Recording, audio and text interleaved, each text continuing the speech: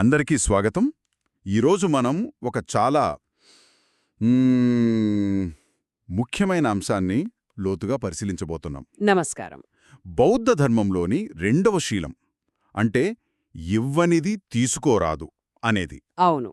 ఇది వినడానికి చాలా సులభంగా అనిపిస్తుంది కదా, జస్ట్ దొంగతనం చెయ్యొద్దు అన్నట్లుగా. సరిగ్గా చాలామంది అలాగే అనుకుంటారు. కాని మనకు లభించిన భంతే సిద్ధార్థగారి ప్రవచనాన్ని పరిశీలించాక అప్పుడు అర్థమవుతోంది ఈ సూత్రం మన దైనందిన జీవితంలో ఎంత లోతుగా పాతుకుపోయిందో. నిజమే. అయితే దీన్ని కాస్త విడమరిచి చూద్దాం. తప్పకుండా. సాధారణంగా మనం దొంగతనం అంటే ఒకరి వస్తువును వారికి తెలియకుండా, వారి పర్మిషన్ లేకుండా తీసుకోవడం అనుకుంటాం. అవును. కాని ఈ శీలం యొక్క అసలు ఉద్దేశం అక్కడ మొదలవుతుంది. కాని అక్కడితో ఆగదు. ఓ ఇది మన చేతల కండా ముందు మనసులోని ఉద్దేశాన్ని ప్రశ్నిస్తోంది. ఉద్దేశాన్ని. అవును. ఒక వస్తువును దాని యజమాని అనుమతి లేకుండా మోసపూరితంగా గాని, బలవంతంగా గాని, రహస్యంగా గాని తీసుకోవాలనే ఆలోచన మనసులో పుట్టిన క్షణం నుంచే. ఆ క్షణం నుంచేనా? ఆ క్షణం నుంచే ఈ శీలం యొక్క ఉల్లంఘన మొదలవుతుంది. ఇక్కడ అత్యంత ఆసక్తికరమైన విషయమేంటంటే ఆ వస్తువు విలువ ముఖ్యం కాదు. అంటే అది ₹1 వస్తువైనా, లక్షల రూపాయల వజ్రమైనా దాని వెనుక ఉన్న ఉద్దేశమే కర్మఫలాన్ని నిర్ధారిస్తుందన్నమాట. అంటే చర్య జరగకముందే ఆలోచన స్థాయిలోనే ఉల్లంఘన మొదలవుతుందంటున్నారు. ఇది చాలా చాలా లోతైన విషయం. కరెక్ట్. ఎందుకంటే మనం సాధారణంగా బయట చేసే పనుల గురించి ఆలోచిస్తాం. మనసులో జరిగే ఈ సంఘర్షణను అంతగా పట్టించుకోం. అయితే ఈ మూలం ప్రకారం మనకు తెలియకుండానే మనం దొంగలం అని అనుకోకుండానే ఈ శీలాన్ని ఉల్లంఘించే కొన్ని మార్గాలున్నాయా? ఖచ్చితంగా ఉన్నాయి. అవే ఈ శీలం యొక్క ఆచరణాత్మక ప్రాముఖ్యతలు చూపిస్తాయి. మూలంలో చెప్పిన కొన్ని ముఖ్యమైన ఉదాహరణలను గమనిస్తే, మొదటగా వ్యాపారంలో మోసం. వ్యాపారంలోనా? అవును. ఉదాహరణకు తప్పుడు తూనికలు వాడటం, లేదా కొలతను మార్చి వినియోగదారుడికి తక్కువ సరుకు ఇవ్వటం. ఇది మనం చాలా చోట్ల చూస్తూనే ఉంటాం. అమ్మడం. వినియోగదారుడు మనల్ని నమ్మి డబ్బు చెల్లిస్తాడు, కాని దానికి సరిపడా విలువను పొందడు. అంటే వ్యాపారి ఆ వినియోగదారుడి నుండి అతనికి ఇవ్వని దానిని తీసుకుంటున్నట్లే. సరిగ్గా చెప్పారు. ఇది మనం రోజూ చూసేదే. కల్తీ చేయడం దగ్గర నుంచి చెప్పిన ఫీచర్లు లేని వస్తువులు నమ్మడం వరకు అన్నీ ఈ కోవలోకి వస్తాయి. మరి ప్రభుత్వ ఆస్తుల విషయంలో కూడా ఇది వర్తిస్తుందా? చాలామంది ఇది ప్రభుత్వానిది, ఎవరి ఒక్కరిది కాదు కదా అని కొంచెం తేలికగా తీసుకుంటారు. అది చాలా ముఖ్యమైన పాయింట్. మూలం దీన్ని కూడా చాలా స్పష్టంగా ప్రస్తావిస్తోంది. పన్నులు ఎగవేయడం ఒక పెద్ద ఉదాహరణ. పన్నులు ఎగవేయడం కూడానా? అవును. సమాజం నుండి మనం ఎన్నో ప్రయోజనాలు పొందుతాం, కాని దానికి బదులుగా మనం చెల్లించాల్సిన వాటాను చెల్లించకపోవడం అంటే సమాజం నుండి ఇవ్వనిదాన్ని తీసుకున్నట్లే. ఓకే. అలాగే ప్రభుత్వ స్టాంపులను దుర్వినియోగం చేయడం, లేదా బస్సులో, రైలులో టికెట్ లేకుండా ప్రయాణించడం. ఒక్కడి వల్ల ఏమవుతుందిలే అని అనుకుంటారు చాలామంది. అనుకోవచ్చు. కాని ఉద్దేశపూర్వకంగా సేవను పొంది దానికి చెల్లించకపోవడం స్పష్టమైన ఉల్లంఘనే. పని ప్రదేశంలో కూడా దీని ప్రభావం ఉంటుందని ప్రవచనంలో ఉంది. పని సమయంలో సోమరితనంగా ఉండడం, సమయాన్ని వృధా చేయడం కూడా. యజమాని నుండి జీతం రూపంలో ఇవ్వనిది తీసుకున్నట్లే అవుతుందని. ఒక్క నిమిషం, ఇది చాలామందికి జీర్ణం చేసుకోవడం కష్టం. అంటే నేను కాఫీ తాగడానికి 5 నిమిషాలు ఎక్కువ తీసుకుంటే నా యజమాని దగ్గర దొంగతనం చేసినట్లా? ఈ సూత్రం యొక్క ఆచరణాత్మక పరిమితులేమిటి? మంచి ప్రశ్న అడిగారు. ఇక్కడే మళ్ళీ ఉద్దేశం యొక్క ప్రాముఖ్యత తెరపైకొస్తుంది. మానవ సహజంగా తీసుకునే చిన్న విరామానికి, ఉద్దేశపూర్వకంగా పనిని ఎగ్గొట్టి గంటల తరబడి సమయాన్ని వృధా చేయడానికి మధ్య చాలా తేడా ఉంది. ఓకే, అర్థమైంది. ఒక ఉద్యోగి రోజుకు 8 గంటలు పనిచేస్తానని ఒప్పందంపై జీతం తీసుకుంటాడు. కాని ప్రతిరోజూ ఉద్దేశపూర్వకంగా 2-3 గంటలు వ్యక్తిగత పనులకో, సోషల్ మీడియాకో కేటాయిస్తే అతను ఆ సమయానికి జీతం పొందుతున్నాడు, కానీ పని ఇవ్వడం లేదు. అంతే. ఇది యజమాని నమ్మకాన్ని వమ్ము చేయడమే కాకుండా శీలం ప్రకారం ఇవ్వని జీతాన్ని తీసుకోవడమే అవుతుంది. ఇక్కడ గీత అనేది మన మనసాక్షే గీయాలి. మన ఉద్దేశమేంటన్నది మనకు తెలుస్తుంది. అర్థమైంది. అంటే ఇది ఒక నియమం కంటే ఎక్కువగా ఒక నైతిక దిక్సూచిలా పనిచేస్తుందన్నమాట. ఇక అప్పుల గురించి కూడా ప్రస్తావించారు కదా? అవును. తీసుకున్న అప్పును తిరిగి ఇవ్వాలనే ఉద్దేశ్యం లేకుండా తీసుకోవడం. అంటే మోసం చేయాలనే ఆలోచనతో. కరెక్ట్. అది కూడా ఈ శీల ఉల్లంఘనే. ఎందుకంటే అవతలి వ్యక్తి మనల్ని నమ్మి సహాయం చేస్తాడు. ఆ నమ్మకాన్ని ఆసరాగా తీసుకుని వారిని మోసం చెయ్యాలనే ఆలోచనతో అప్పు తీసుకోవడం స్పష్టంగా ఇవ్వనిది తీసుకోవడమే. వీటన్నిట్లో ఉన్న కామన్ పాయింట్ యజమాని యొక్క పూర్తి సమ్మతి లేకుండా వారి నుండి ఏదైనా ప్రయోజనం పొందడం.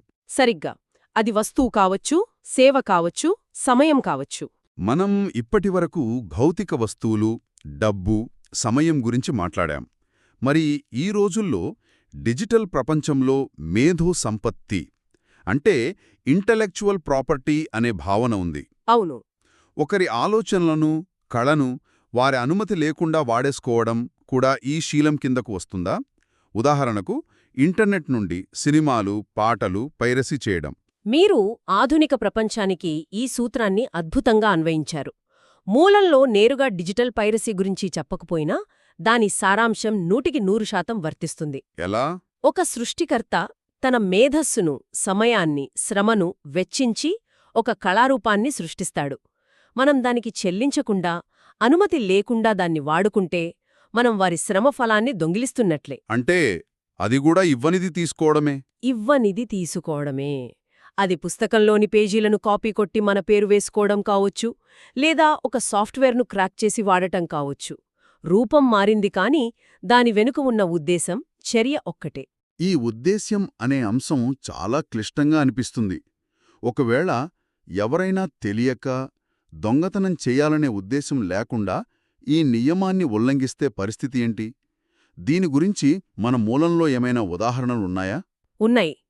ఈ సూక్ష్మమైన తేడాను వివరించడానికే ప్రవచనంలో ఒక అద్భుతమైన కథ ఉంది. చెప్పండి. ఒక భిక్షువు అడవిలో ప్రయాణిస్తూ పాడుబడిన, శిథిరావస్థలో ఉన్న ఒక కుటీరాన్ని చూస్తాడు. ఓకే.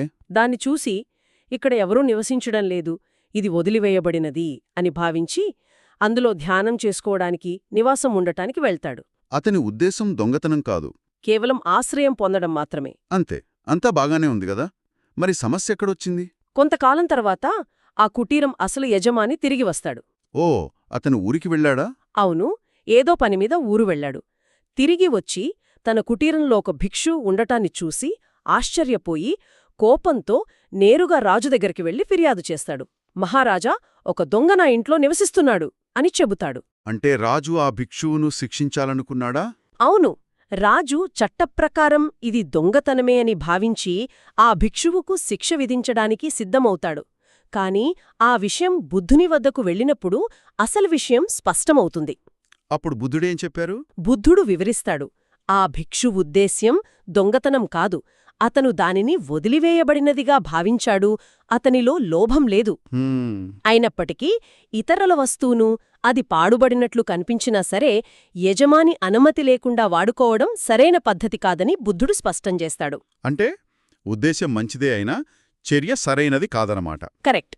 ఈ సంఘటన ఆధారంగానే భిక్షువులు ఏ వస్తువునైనా దాని యజమాని స్వయంగా చేతితో ఇస్తేనే స్వీకరించాలి అనే వినయ నియమాన్ని నిర్దేశిస్తాడు. ఆ కథ మనకొక ముఖ్యమైన పాఠం నేర్పుతుంది. మన ఉద్దేశం మంచిదే అయినా ఇతరుల ఆస్తి పట్ల గౌరవం, వారి స్పష్టమైన అనుమతి అత్యంత అవసరం. నిజమే. భిక్షువు తెలియక పొరపాటు చేశాడు. మరి తెలిసి మనస్సులో ఆశ పుట్టినప్పుడు దాన్ని జయించడమెలా?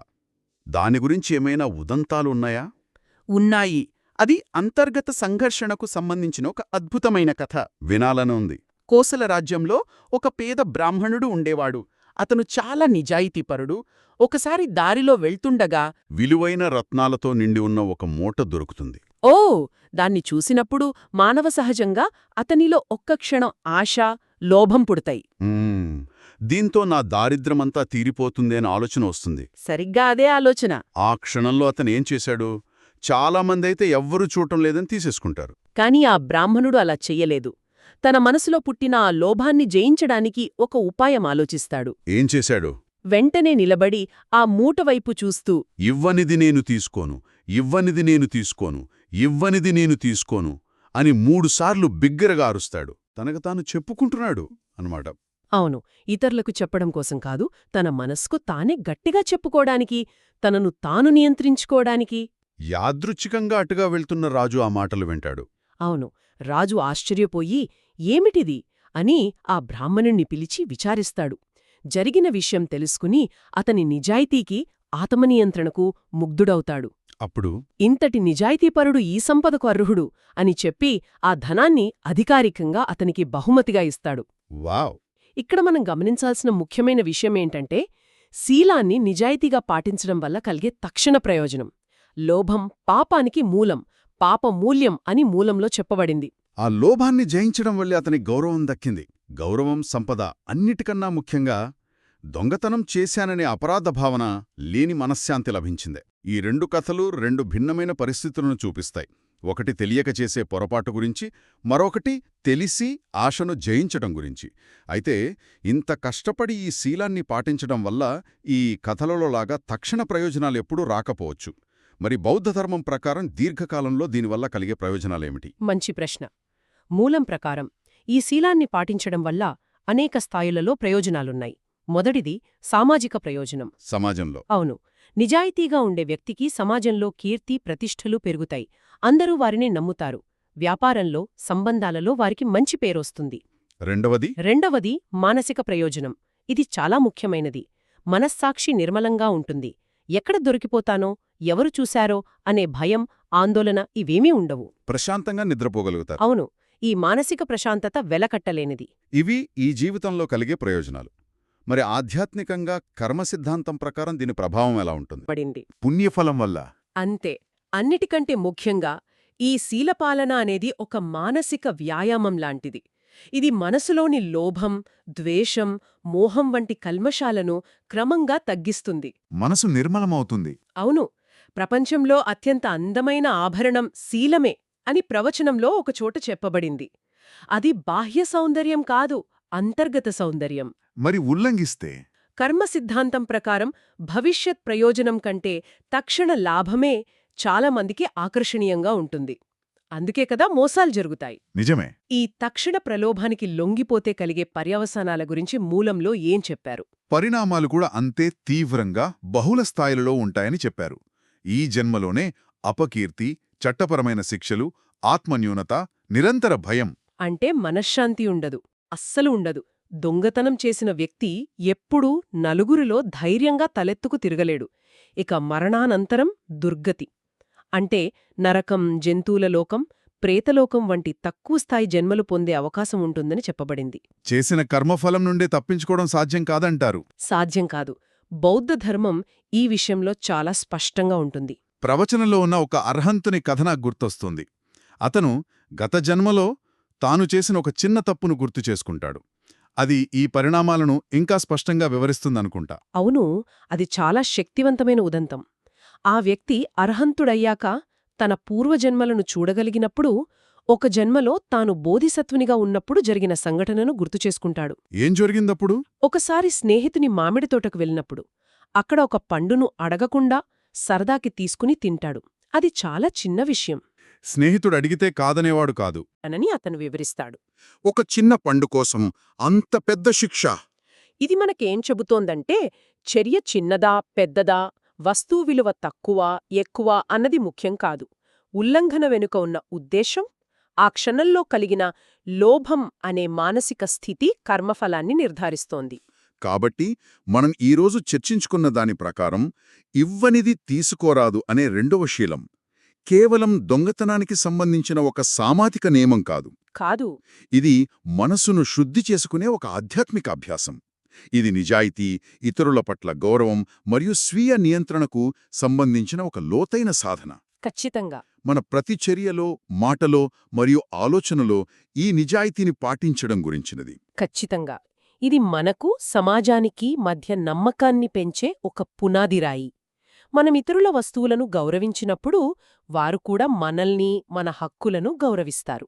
ఇది ఒక పరస్పర ఒప్పందం లాంటిది. అవును, కాని దాని మూలాలు మన వ్యక్తిగత నైతికతలో ఉంటాయి. ఇది కేవలం మన చర్యలకు మాత్రమే కాదు, మన మాటలకు మరియు ఆలోచనలకు కూడా వర్తిస్తుంది. ఈరోజు చర్చ మనకొక లోతైన అవగాహనను ఇచ్చింది. ఈ శీలం కేవలం చట్టాన్ని ఉల్లంఘించడం వరకే పరిమితం కాదని, మన నైతికత మరియు మనస్సాక్షికి సంబంధించినదని స్పష్టమైంది. అవును. ముగింపుగా శ్రోతలు ఆలోచించడానికి ఒక ప్రశ్నను వదిలివెళ్దాం. తప్పకుండా. ఈ మూలంలో చెప్పినట్లు లోభం పాపానికి మూలం. మనం మన దైనందిన జీవితంలో తీసుకునే చిన్న చిన్న నిర్ణయాలలో ఆఫీస్లో పనిగంటల్లో వ్యక్తిగత పనులు చూసుకోవడం దగ్గర్నుండి ఇంటర్నెట్ నుండి అనుమతి లేకుండా కంటెంట్ డౌన్లోడ్ చేయడం వరకు, వ్యాపారంలో చిన్న చిన్న సర్దుబాట్లు చేయడం వరకు ఈ లోభమనే అంశం మనకు తెలియకుండానే ఎంతవరకు ప్రభావం చూపుతోంది. ఈ సూక్ష్మమైన ఆశను, ఈ చిన్న చిన్న రాజీలను గుర్తించడం మన ప్రవర్తనపై, మన ఆత్మగౌరవంపై, మన దృక్పథాన్ని ఎలా మార్చగలదు?